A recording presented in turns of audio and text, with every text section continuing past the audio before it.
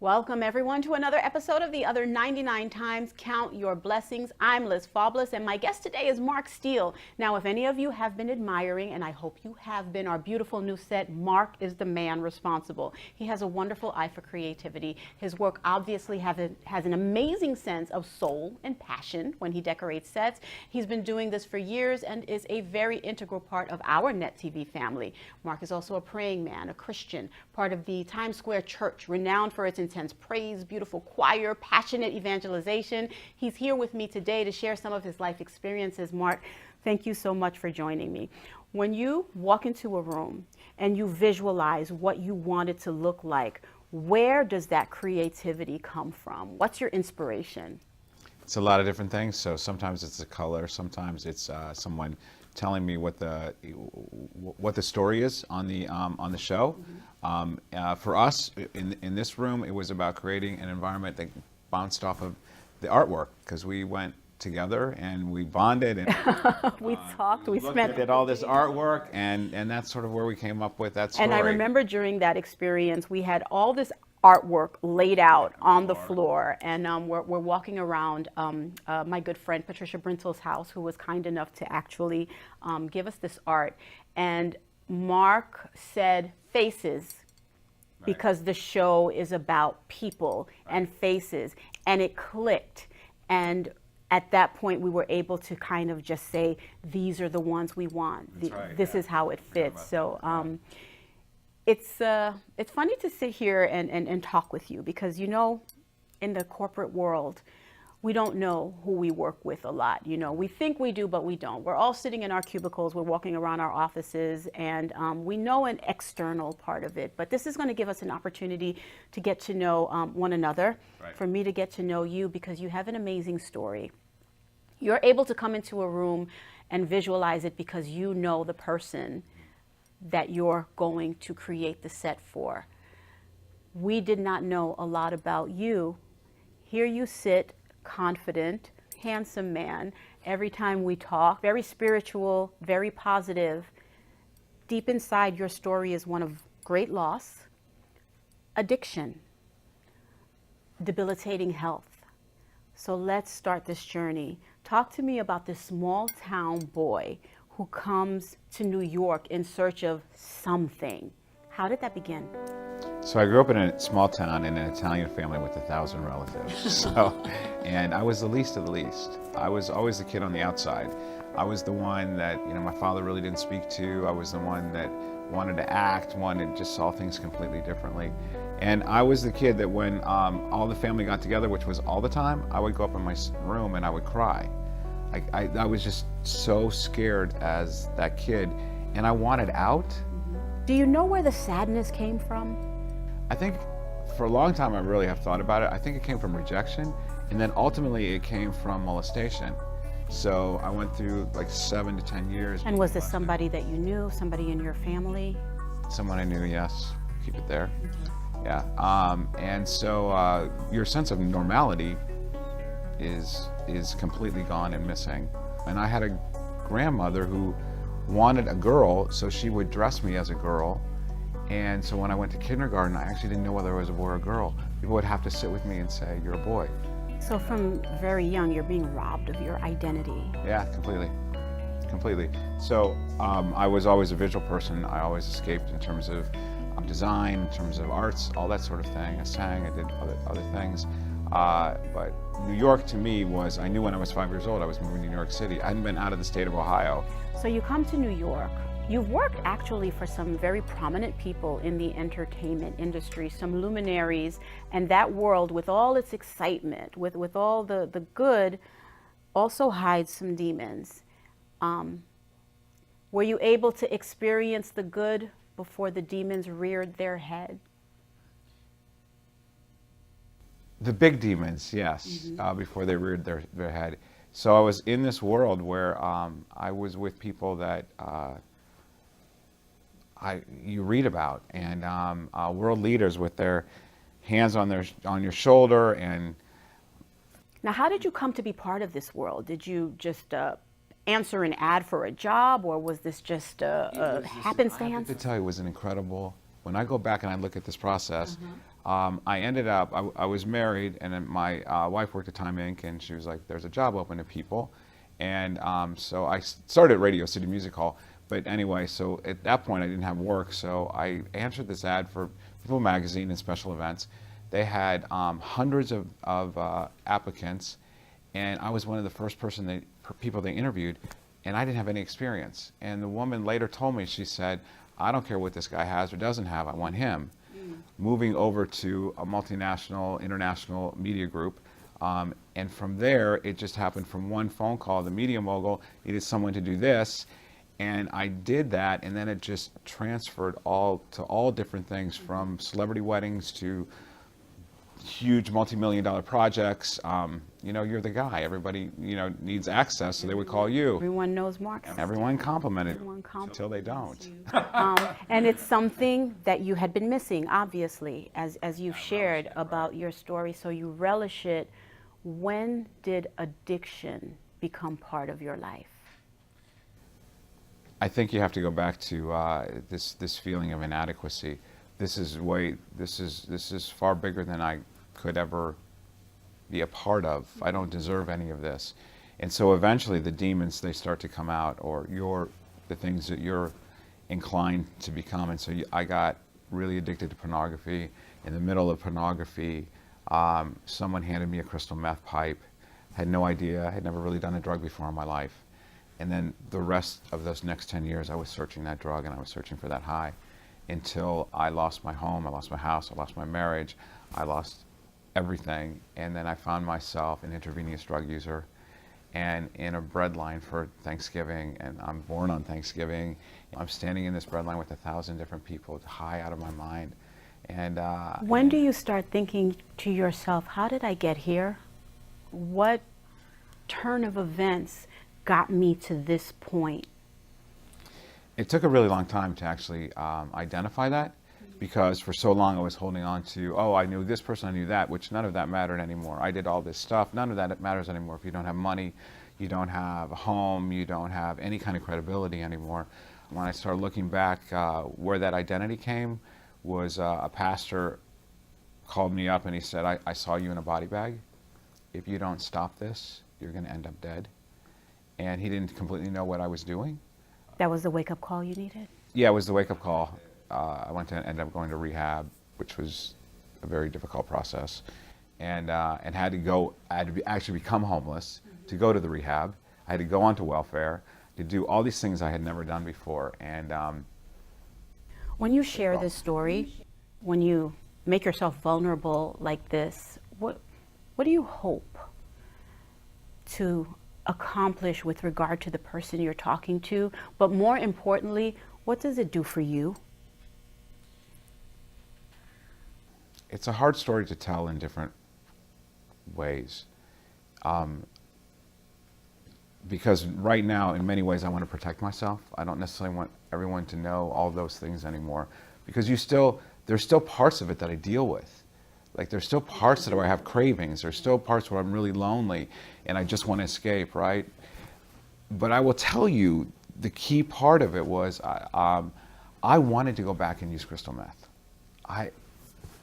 Everything I wanted to do. Do you still want to? Some days it'll come to me and I'll be like, are you serious? I mean, I'm like literally talking to my mind. Mm-hmm. But when I started to get sober, it was nothing that I did. It was a day for me where God said, no more. And I had nearly died, heard the voices of hell crying out, knew I was going to hell, cried out for God's mercy.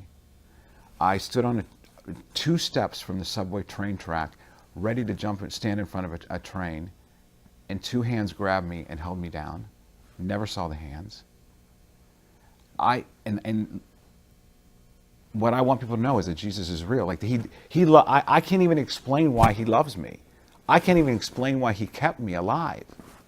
Do you realize how important it is for people to hear this story? Because so many of us have these masks up, and so many of us are harboring these feelings where it's a stigma to let people know we have been through some stuff. I've been through some stuff, and I'm sure a lot of our viewers have definitely been through some stuff. Do you have any idea how important it is and the impact you make by sharing this and letting people know it's okay in a safe space to be cathartic? I want you to think about that question.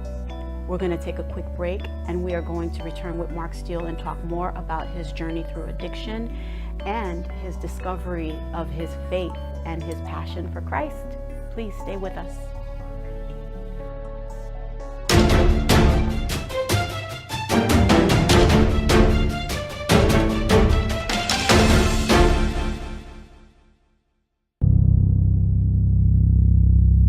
Welcome back to the other 99 times Count Your Blessings. We are taking an amazing journey with colleague and good friend Mark Steele. Mark, thank you so much. You've taken us very low into your life. We visited some very difficult times. I want to kind of start on an incline now, because you have found your way, at least for now. But first, before we do this, just so our audience knows, while we were decorating the set, it was so imperative for Mark to have fresh flowers. I loved it. I loved the idea, but it just seemed for you, it was a deal breaker in a way. I want to understand where that inspiration comes from. What is the significance of fresh flowers for you? So I love flowers. I never worked with flowers before, and it just became a way for me to, I would always, they're art to me in so many ways. They tell so many stories. But one day I was walking, it was spring, and spring was blooming, and I had literally no work or anything like that. And I was walking down the street, and the street was just filled. I was living on like 25th Street, and it was just filled with apple blossoms. And I remember going, God, this is so hard. I don't even know how to feed myself. I can't, paying rent, trying to see my child, whatever. And I just remember making this, like, Jesus, I'm just going to trust you. And as I stood there and I looked at those blossoms, the words just came right into my soul and says, well, in your season, you will bloom. And I have gone back to that and just waited. And I've seen different things happen in my life. This real struggle was living. And I was like, and I remember this cry inside of me, looking up at these trees, and I go, God, this is so hard. This is so hard. In the midst of your pain, in the depths of your loss, you're still able to hear this voice, whatever the voice may be. I believe it's the voice of God. I think God speaks to us in many different ways. You see God, I think, and I don't want to speak for you, but this is the sense I get. You see God everywhere in your life, whether it be in the flowers, whether it be in the set, whether it be in people talking to you. How do you dig past that pain, the void that you felt, so that you can hear this voice? Where does that come from? Well, I think hearing God really, like, first has to be biblically, it has to be in the Bible, right? So God speaks through his word, but then he also gives us experiences as well too that won't contradict that. But where sometimes it's blocked, but sometimes it's just when you just wait. And you just wait. And it doesn't, I don't hear audible voices, but I think as an artist too, there are things that you experience or that you see because of the way you're bent, the way you're wired.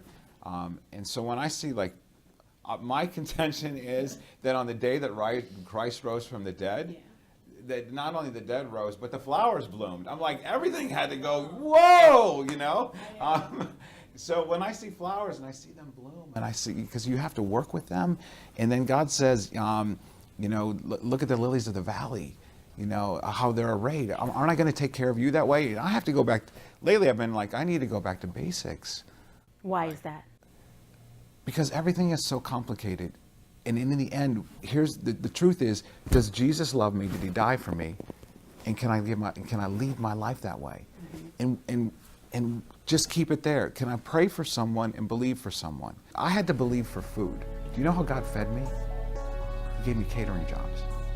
I couldn't, my brain was so fried that there are a couple of people that I sing with in the choir, one guy in particular, who said to me, just like a year or so ago, he goes, when I first met you 5 years ago, I just prayed that God would somehow restore your brain a little bit because you were so far gone. Do you find a lot of people pray for you because you come from a life where you were shunned, you weren't talked to, you weren't appreciated, and you weren't loved? Are you able now to see that the tide has turned and it's more about people who embrace you and who pray for you? It may not be a ton of people, but they're there. How do you accept that? Are you able to accept that? Do you kind of still have a shield up? I totally have a shield up, and I totally, it's very hard for me to accept love. And I think in the past year or two, that's something the Holy Spirit's really been dealing with me, is to accept love. Like, you can't love me if you can't accept love. You can't love yourself unless you accept the fact that I love you. And I'm Italian, so I talk with my hands. So I'm like walking down the street like this, like, what does that mean? But simplicity, does Jesus love me? Yes, he loves me, for the Bible tells me so. Yes, he loves me. There are some days I have to just talk to myself about that. And I hear, like, when I see people, I love being around homeless people. I love being around older people. And when Is there a connection there for you because of the experiences that you... Well, part of it is the experience. I would see people talking to homeless people, you know, they hand them a tract and say, God loves you, and I'm going to pray for you, and they're standing over them, right? I learned to sit down on the street with them. Eye to eye. Because I was like, I realized, by the grace of God, there I would be. Meth is a really horrible drug. And it's the fact that I can still walk today, that I have teeth, is amazing. That I didn't catch HIV, that I'm not. You know, we all do. I have a wonderful group of people that support this show.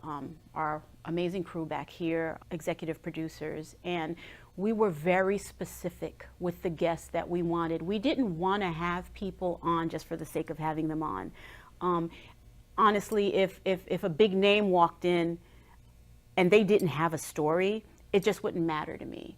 It was very important for me to have people that really appreciated their quote-unquote 99s. What I admire the most about you, and maybe it's a sense of humility, maybe it's just a sense of, you know, you're still a work in progress.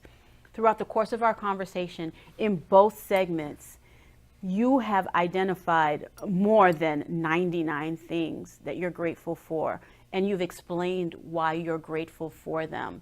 Is this something that you do by design, or you're just being Mark? This is just who you are? Or do you stop and think, I need to be really happy that I have this? So that's an amazing question, because you don't even know the answer. And we didn't talk about this or anything. I was reading my Bible one day, and in a story about the 10 lepers, and Jesus heals all 10 lepers. And 9 go away, and 1 comes back. And when I was reading that, it was just a strong thought that came to me and said, will you be one of the 9, or will you be the 1? And so for a long time, I thought that was about writing thank you notes. And so that was the only way. I was always like, thank you, thank you, thank you. But now I realize that God was speaking to me in a completely different way, that it evolved in terms of my understanding of it, to be grateful, because that wasn't my, I was selfish. I was an addict. I wanted what I wanted. I didn't want to accept what had happened to me, or whatever those things were. And God was saying, like, could you just be one of the one to say thank you for whatever it is that you have? And lately, and that's why this question is pretty amazing, because lately I have been dwelling back on that. And I'm saying, like, Lord, I need to be one of the 9. I need to be one of the 1 again. And just thank you that I have a job. Just thank you that, you know, that I have enough money to get on the subway, that I'm not trying to get under it or over it or whatever. What is your life like now? It's busy, which is fantastic. I have so many good friends. My greatest hurt is I haven't seen my son in 5 years. But my belief is that God will do that for me in His time. But it's given me a compassion to be able to pray for him in a way that I would have never prayed for him before.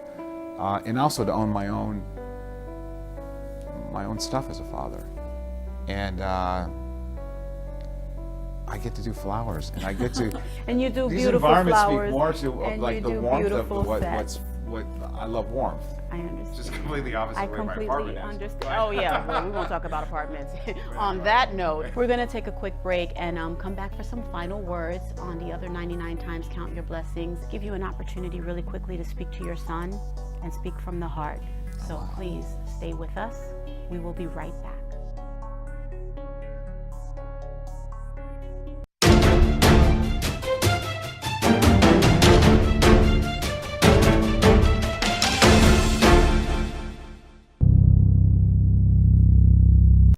Welcome back to the other 99 times mark. As you know, at the last segment, we usually give our guests the opportunity for a last word of inspiration, encouragement, but I want this segment to be about you talking to your son and letting him know what you feel in the time we have left.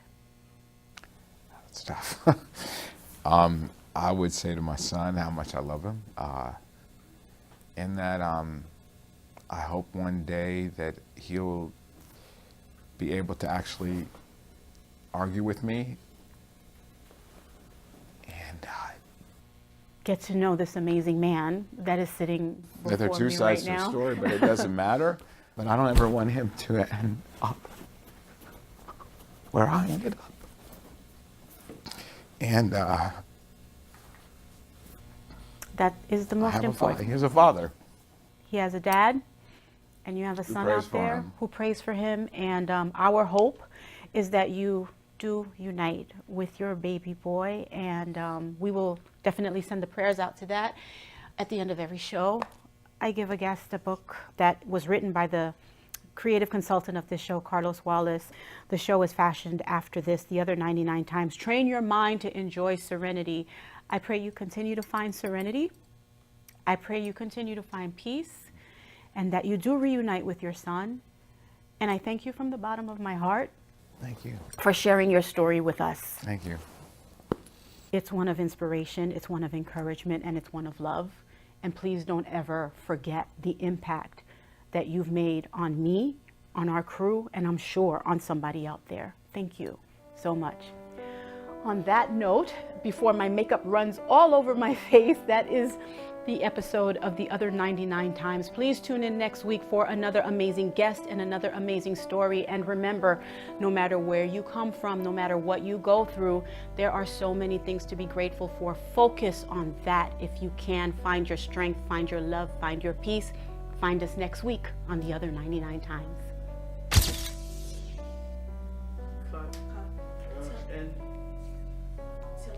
All right.